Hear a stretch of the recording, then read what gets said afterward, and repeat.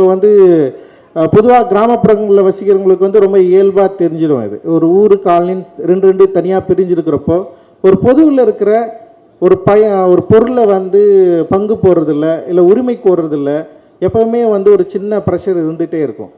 So இப்போ நான் வந்து அப்படி ஒரு காலனிலேருந்து வந்திருக்கிறேன். ஸோ மாரி செல்வராஜ் அப்படி ஒரு காலனிலேருந்து வந்திருக்கிறான்னு வச்சுங்களேன். ஸோ அப்படி இருந்து ஒரு காலனியில் வந்து யார்கிட்ட எதை பேச போகிறோம் அப்படின்றது வந்து ரொம்ப முக்கியமாக இருந்தது. யார்கிட்ட எதை பேச போகிறோம்? இப்போ வந்து அப்போ நான் வந்து என்னுடைய உரிமையை நான் எங்கே கேட்குறேன்னா பொதுவில் கேட்குறேன். பொது என்பது என்னென்னா இங்கே வந்து ஒரு ஊராக இருக்குது.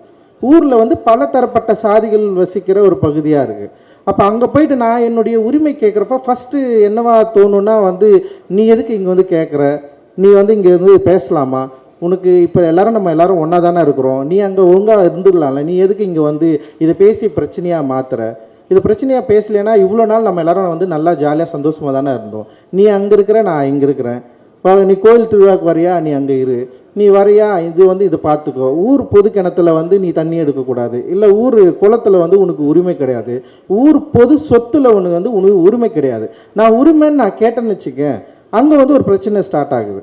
இது எப்படி நீ வந்து கேட்கலாம், இத்தனை நாள் உனக்கு வந்து இது வந்து நான் கொடுக்கவே இல்லையே, நீ எப்படி இவ்வளோ நாள் கலாச்சாரத்தை ஒரு பண்பாடை நீ எப்படி வந்து மீற முடியும் அப்படின்னு சொல்லிட்டு பல பிரச்சனைகள் உருவாகிறத நம்ம வந்து பார்த்துருக்குறோம்.